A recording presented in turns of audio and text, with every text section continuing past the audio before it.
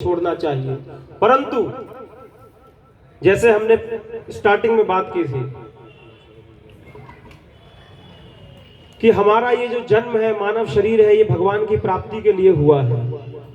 और भगवान की प्राप्ति में कोई भी व्यक्ति बाधा बने, चाहे वो माँ हो, बाप हो, बेटा हो, पति हो, पत्नी हो, कोई भी हो, उसका त्याग कर देना चाहिए।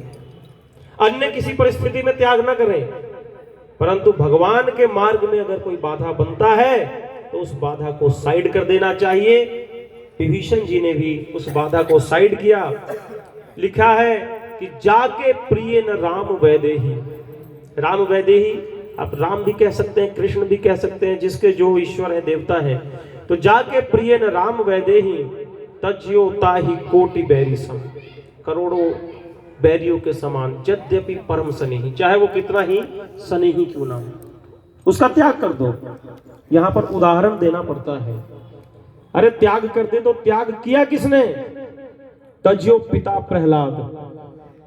प्रहलाद ने अपने पिता का त्याग कर दिया।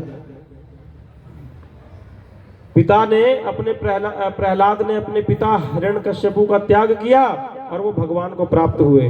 विभीषण बंधु, विभीषण ने अपने पूरे लंका नगरी के बंधुओं का त्याग किया। भरत महतारी, भरत ने अपनी मां का त्याग किया, जंगल में चले गए, भगवान की तपस्या करने लगे। बलि गुरु तज्यो कंत ब्रज बनितनी भय मुद मंगलकारी।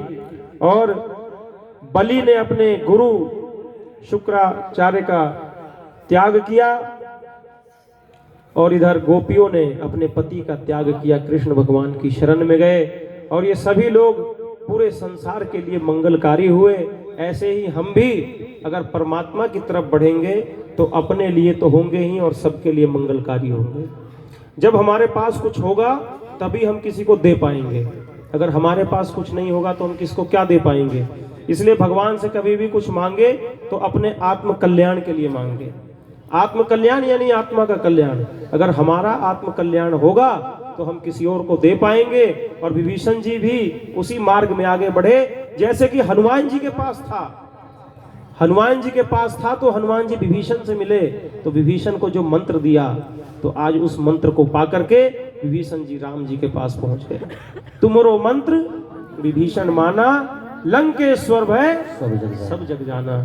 तो इस प्रकार से जब वो चलते हैं अपने सचिवों के साथ तो मन में विचार करते हुए जाते हैं। क्या विचार करते